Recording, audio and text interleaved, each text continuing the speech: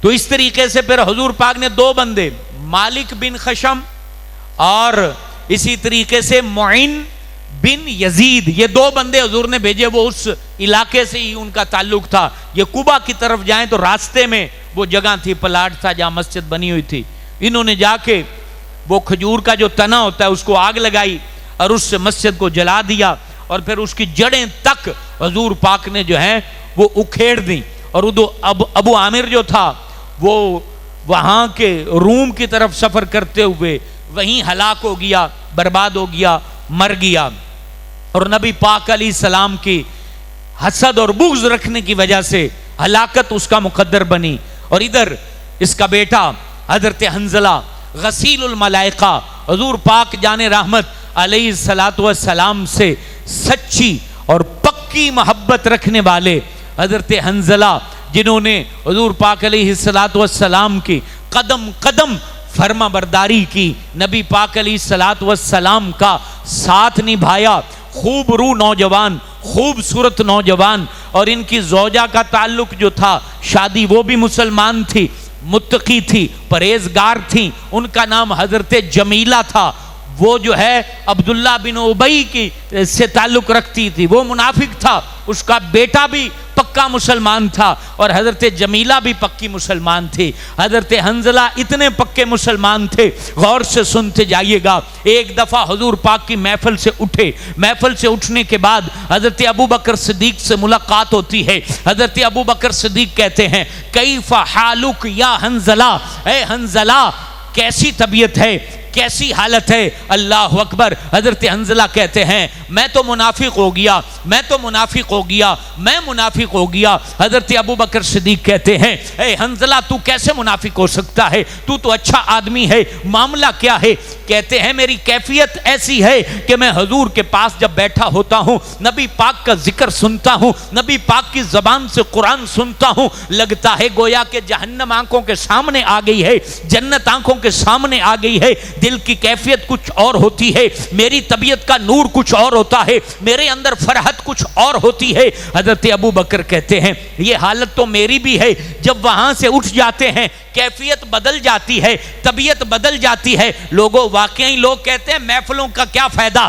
محفلیں جہاں حضور کا ذکر ہو، جہاں قرآن پڑھا جائے، وہ جگہیں بندے کو منور کر دیتی ہیں، وہ جگہیں بندے کو نورانی کر دیتی ہیں. مسجدوں میں بیٹھنا بندے کو اللہ کے قریب کر دیتا ہے، طبیعت میں موجود زنگ کو صاف کر دیتا ہے، روح کو پاک کر دیتا ہے. طبیعت کے اندر جو فسق و فجور کی آندیاں چل رہی ہوتی ہیں وہ تھم جاتی ہیں. دل کے اندر جو گناہ ہوتا ہے وہ عبادت کے ذوق میں بدل جاتا ہے. یہ مجلسیں، یہ محفلیں بڑی پاک اور پاکیزہ کرنے والی ہوتی ہیں. لوگوں اس لیے خود بھی اپنے بچوں کو بھی اچھی محافل اور اچھی جگہوں پر لے جایا کرو. حضرت حنظلہ کو حضرت ابوبکر صدیق کہتے ہیں، غور سے سنیے گا، اے حنظلہ چلو حضور کے پاس جاتے ہیں. نبی سے پوچھتے ہیں حضور کیا جواب دیتے ہیں. اللہ اللہ، ابوبکر چاہتے تو خود بھی جواب دے سکتے تھے، لیکن ہمیں بتا دیا جب کوئی بڑی ہستی موجود ہو تو علم لینے کے لیے ان کے پاس جانا چاہیے، اپنے ڈھکوسلے نہیں لگانے چاہیے. حضرت ابوبکر نے حضرت حنظلہ کا ہاتھ پکڑا، حضور کے پاس آئے، آ کے عرض کرنے لگے، مسلم شریف کی حدیث ہے، حضور عجیب کیفیت کا معاملہ ہے، ہم خود کو منافق محسوس کرنے لگے ہیں، کیونکہ جب آپ کے پاس بیٹھے ہوں، رب کا ذکر سنتے ہیں، دل کے اندر عجیب نور اور کیف پیدا ہوتا ہے، طبیعت جھوم اٹھتی ہے، جنت اور جہنم کی یاد تازہ رہتی ہے. آپ سے اٹھ کے جاتے ہیں، کاروبار میں مصروف ہو جاتے ہیں، ہم اپنے بیوی بچوں میں مگن ہو جاتے ہیں، پھر کیفیت اور ہو جاتی ہے، دنیا داری میں دل لگ جاتا ہے. اللہ اللہ، حضور کیا فرماتے ہیں؟ غور سے سنیے. نبی پاک فرماتے ہیں اگر تم میری مجلس میں جو بیٹھتے ہو تمہاری طبیعت ویسی ہی رہے تو بازاروں میں چلو تو فرشتے تم سے سلام لینے کے لیے آ جائیں. فرشتے تم سے سلام لیں، تم اپنے بستروں پر لیٹو تو فرشتوں کی تم زیارت کرو. لہذا یہ کیفیت تو بدلنے والی ہے. حضور پاک پتہ کیا حضرت حنظلہ سے کہتے ہیں، او میاں وقت کی بات ہے، میرے پاس بیٹھنا اور بازار میں چلنا برابر تو نہیں ہو سکتا. حضور نے ہی فیصلہ کر دیا، او مولویو لڑو نہ، تم میرے جیسے کیسے ہو سکتے ہو؟ میری محفل جیسی محفل نہیں، میری مجلس جیسی مجلس نہیں، میرے پاس گزرا وقت اس وقت جیسا کسی کا وقت نہیں، کسی کے لمحے نہیں، کسی کی تعلیم نہیں، کسی کا سرور نہیں۔ حضور پاک کے بدن سے نکلنے والا نور جب سینوں سے ٹکراتا ہے تو وہ سینے بھی منور ہو جاتے ہیں، وہ عقلیں بھی نور علی نور ہو جاتی ہیں۔ تو یہ حضرت حنظلہ کی کیفیت ہے۔ آگے سنتے جائیے حضرت حنظلہ کا ذکر۔ یہ پیارے صحابی جن کو حضور نے کہا ہے حنظلہ تم منافق نہیں ہوئے، یہ کیفیت بدلتی رہتی ہے، لہذا یاد رکھیں۔ جو ہم کہتے ہیں نا یار ہماری کیفیت بڑی عجیب ہو گئی ہے، کیونکہ ہم نے میاں صحبتیں عجیب رکھی ہوئی ہیں۔ ہمارے آس پاس بیٹھنے والوں نے کبھی اللہ کا ذکر ہی نہیں کیا، کبھی رسول اللہ کی بات ہی نہیں کی۔ جس مجلس میں قرآن نہیں، جس مجلس میں مصطفیٰ کریم کے حسن کی بات نہیں، جس مجلس میں حسن حسین کا ذکر نہیں، جس مجلس میں اولیاء کاملین کا تذکرہ نہیں، وہ مجلسیں کیسے تمہارے دلوں کو یقین فراہم کریں گی؟ محفلیں تو وہی نور بانٹتی ہیں جہاں رب کے نور کا ذکر ہوتا ہے، یہ یاد رکھیں۔ لہذا جو آج تشویش ہے نا، ہر بندہ کھوکھلا ہے، ہر بندے کے دل میں غم ہے، ہر بندہ لرز بر اندام ہے، ہر بندے کے اندر تشویش کی لہر دوڑ رہی ہے، کیونکہ میاں ہم نے اپنے ذکر کی محفلیں چھوڑ دیں، گفتگو ہماری بدل گئی، دوست بدل گئے، لوگ بدل گئے، آس پاس رہنے والے بدل گئے۔ ہم اپنی واہ واہ کے چکر میں اور رب تعالیٰ کی تعریف کو بھول گئے، رب کے حسن کو بھول گئے۔ رب کے تذکرے کرنے تھے، رب کی طاقت کو بیان کرنا تھا، رب کی قوت کو بیان کرنا تھا، رب کی سلطنت کو بیان کرنا تھا، رب کے جو ہے نا وہ مالک یوم الدین کو بیان کرنا تھا، رب کی حنان ہونے کو بیان کرنا تھا، رب کے رحمان ہونے کو بیان کرنا تھا، رب کے رحیم ہونے کو بیان کرنا تھا، رب کے ذوالجلال والاکرام ہونے کو بیان کرنا تھا، رب کی طاقتوں کو بیان کرنا تھا، تو ہم نے تو کبھی بیان ہی نہیں کیا۔ ہن جدو اسی بیٹھے ہو یہ کی بیان کرنے، میں کردہ بکرا ذبح ہو گیا، اسی بھی ایویں ایک دن ذبح ہو جانا ہے، میں ایتھے رہ جانی ہے، اور پھر خاموش لب، بند زبان، پیلا چہرہ، اکڑا جسم، نہ اٹھے ہاتھ، نہ چلے پاؤں، نہ دھڑکے دل، بے حس وجود پڑا ہے۔ پھر رب آخد ہے ہاں تو کون ہے؟ پھر بھی آکے نا میں یہ میں وہ، اب بول نا، اب بول، اور کہے غسال کو تجھے رسی نہ باندھیں، کہے رشتہ دار کو تیرے جو ہے نا وہ دونوں پیروں کے انگوٹھے نہ باندھے، کہے برادری کو کہ تو بڑا جناب سیٹوں پہ تھا اور بڑی تیری طاقت تھی، تیرا آخری ڈوری نہ باندھیں، کہے تجھے کبا کر کے قبر میں نہ ڈالیں۔ ہاں کہاں گئی میں کہنے کا حق تو اللہ کو ہے۔ اللہ رب العالمین کو تو اسی کے تذکروں سے اور اس کے پیارے مصطفیٰ کریم کے ذکر سے ہی محفلیں نور بانٹتی ہیں، اور وہ ہماری محفلوں میں نہیں ہے۔ حضرت حنظلہ اگلی بات سنیں، شادی ہوئی حضرت جمیلہ کے ساتھ، حسین و جمیل خوب رو نوجوان، قد ایسا کہ جو دیکھے دیکھتا رہ جائے، پیشانی ایسی چوڑی کہ نور بانٹے، آنکھوں کی گولائی ایسی کہ جو دیکھے اس کی آنکھ جھپکنے کو دل نہ کرے۔ شادی ہوئی ہے، سہرے باندھے ہیں، دلہن رخصت ہو کے گھر آئی ہے، شب زفاف ہے، اپنی زوجہ کے ہمراہ اور اپنی جوانی کی دہلیز پر قدم رکھ کے اپنے ارمانوں کو پورا کرنے کی رات، لیکن اسی رات کا پچھلا پیر ہے، تہجد کا وقت ہے، غسل کرنے کے لیے جانے والے ہیں، صدا آتی ہے مدینے کے نوجوانوں کہاں ہو؟ رسول اللہ کی طرف سے حکم جہاد آیا ہے، حکم جہاد آیا ہے۔ اللہ اللہ ابھی غسل کرنا ہی چاہتے ہیں، حضور پاک کی طرف سے آنے والا حکم اس پر اپنے وجود کو ایسا مستعد پایا، ایسا ہوشیار پایا کہ اپنی زوجہ سے آخری کلام کرنے لگے ہیں، اے اللہ کی بندی، تو نے اپنی زندگی میرے نام کی، مجھے رسول اللہ کی طرف سے حکم آ چکا ہے، میرے کانوں میں پیغام پہنچا ہے کہ حکم جہاد ہے، لہذا زندگی رہی تو دوبارہ تیرے پاس آؤں گا، زندگی نہ رہی تو پھر قیامت کے دن رب نے چاہا تو اللہ کے عرش کے سائے میں رسول اللہ کے جھنڈے تلے تمہارے ساتھ ملاقات ہوگی۔ پہلی رات گزاری ہے، پاکیزہ روحوں نے پہلی رات گزاری ہے، طہارت کے حاملوں نے پہلی رات گزاری ہے، تقوی اور پرہیزگاروں نے جن کی آنکھوں میں حیا تھی، کبھی کسی عورت کی طرف نہ اٹھتی تھی، اور آج ارمانوں کو پا کے رسول اللہ کے نام پر چلنے لگے ہیں۔ اللہ کی بندی نے روکا نہیں، ہاتھ تھاما نہیں، جھٹکا نہیں، جھٹکنے کا موقع بھی نہیں ملا، اور ایک ہی بات کہی کہ غسل کر لیتے بہتر تھا، کہا نہیں تاخیر ہو جائے گی، حضور کے حکم میں تاخیر ہو جائے گی، صفیں بند رہی ہیں۔ یہ نوجوان شب زفاف کو چھوڑ کر، نئی نویلی دلہن کو چھوڑ کر حضور فخر عالم کے مجاہدین کی صفوں میں جا کھڑا ہوتا ہے۔ اللہ اللہ، غزوہ احد کی طرف یہ صفیں چل پڑتی ہیں، تاجدار کائنات اپنی ناقہ پر سوار ہیں اور تمام عشاق پیچھے جا رہے ہیں۔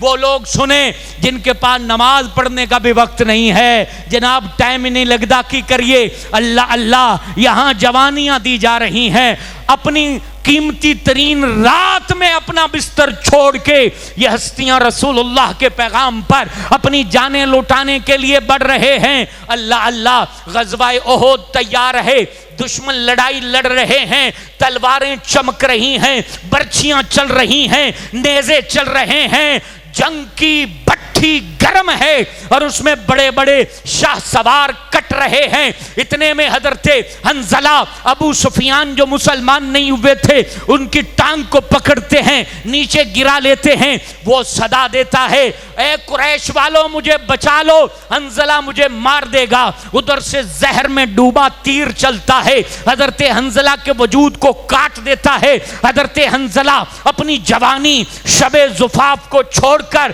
اپنا تمام تر ارمان، اپنی تمام تر تمنائیں، اپنی تمام تر خواہشات، اپنی عروج و بام کے لطائف، وہ سب کچھ حضور فخر عالم کے قدموں میں نچھاور کر دیتے ہیں۔ اس کا پاؤں اس وقت تک نہیں چھوڑتے جب تک خون کا ایک ایک قطرہ زمین پر بہ نہیں جاتا، وجود خون بہا دیتا ہے، اور وادی احد اس زمین کو ان کا خون سرخ کر دیتا ہے۔ پھر زمین پر تشریف لاتے ہیں، آپ دنیا فانی کو کوچ کر دیتے ہیں، آپ کی روح پرواز ہو جاتی ہے۔ احد کی لڑائی میں حضور فخر عالم فتح پانے کے بعد آپ فرماتے ہیں، لوگو آج بڑا عجیب واقعہ پیش آیا ہے، آج میں نے دیکھا ہے، آج عالم بالا میں میرے صحابی حضرت حنظلہ بن ابی عامر کو چاندی کے تشت کے اوپر اٹھا کر اللہ کے فرشتے غسل دے رہے ہیں۔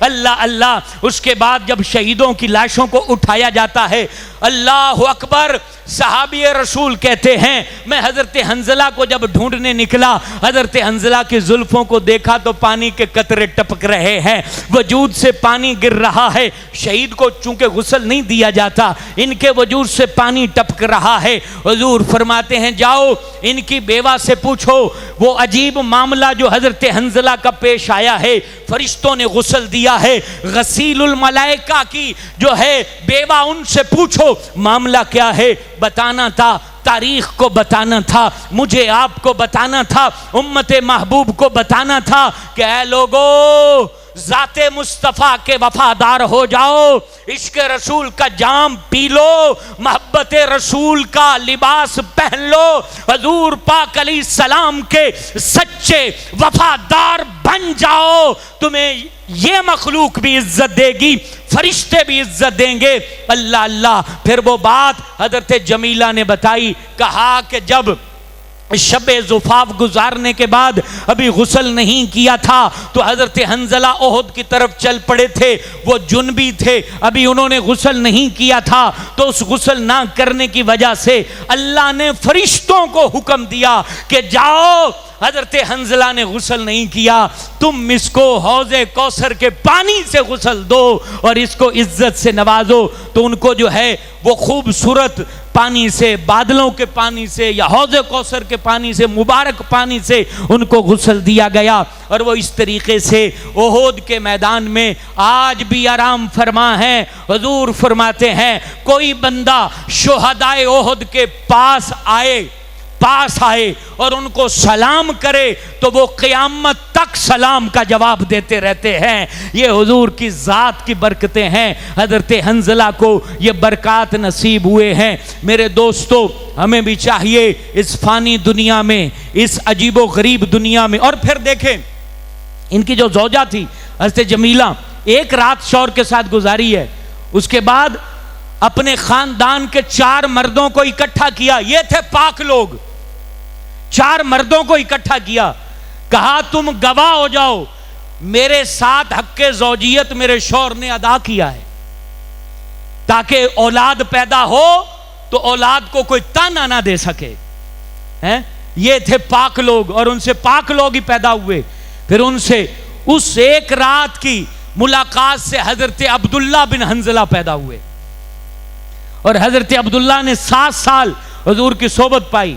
اور پھر جب یزید نے مدینے پہ حملہ کیا تھا، مدینے پہ حضرت امام حسین کی شہادت کے بعد مدینے پہ جو حملہ یزید نے کیا، وہاں حضرت عبداللہ بن حنظلہ یزید کو جواب دینے والوں میں پہلی صف میں حضرت عبداللہ بن حنظلہ تھے۔ ماں پاک ہو، باپ بھی پاک ہو، تو پھر یوں رب تعالیٰ نیک اولاد عطا کرتا ہے۔ تو میرے دوستو، ان ہستیوں کو ہم نے پڑھنا تھا جن کو ہم نے چھوڑ دیا ہے، ان کو لیڈر ماننا تھا جن کو ہم نے چھوڑ دیا، پتہ ہی نہیں حضرت حنظلہ کون، حضرت عبداللہ کون، حضرت جمیلہ پاک عورت، کتنی عظیم عورت ہیں۔ یہ ہماری بیویوں کو، بچیوں کو، ہمارے گھر کی خواتین کو پتہ ہونا چاہیے۔ عورت جو ہے کائنات کی تمام آسمان اور زمین ایک پلڑے میں رکھو، دوسرے پلڑے میں عورت کی عزت کو رکھو، وہ عزت اس کے اوپر بھاری ہوگی۔ عزت کے بارے میں اتنے سخت قوانین ہیں، کسی کی عزت اچھالو نہ، کسی پہ الزام لگاؤ نہ۔ جس نے پاک عورت پہ الزام لگایا، فرمایا زمین آسمان کی ساری مخلوق اس کے اوپر لعنت بھیجتے۔ الزام نہ لگاؤ کسی پہ۔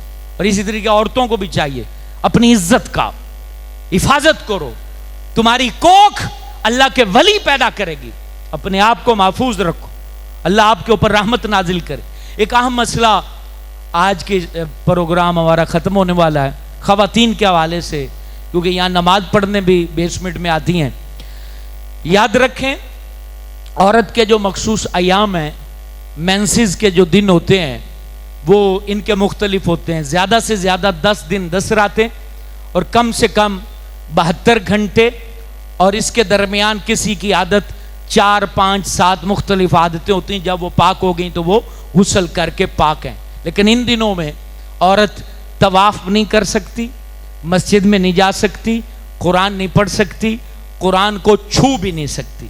قاعدہ البتہ پڑھ سکتی، کیونکہ قاعدہ قرآن نہیں ہے، علی بات آسا اس کی تختیاں پڑھ سکتی۔ لیکن یہ بعض عورتیں مسئلہ مشہور کر دیتی ہیں، جی کوئی مسئلہ نہیں ہے، قرآن پڑھ لو یا مسجد میں چلے جاؤ، کوئی مسئلہ نہیں ہے۔ نہیں، ذکر کر سکتی ہیں، درود پڑھ سکتی ہیں، وظیفہ کر سکتی ہیں، قرآن نہیں پڑھ سکتی اور نہ ہی قرآن کو چھو سکتی ہیں۔ یہ مسئلہ آپ اپنے گھر میں بھی بتا سکتے ہیں، اور جو میری بہنیں سن رہی ہیں وہ بھی اس کو یاد کر سکتی ہیں۔ اور جو ان دنوں میں پھر آپ مسجد میں نماز پڑھنے بھی نہ آئیں، مسجد میں آنا ان دنوں میں منع ہوتا ہے۔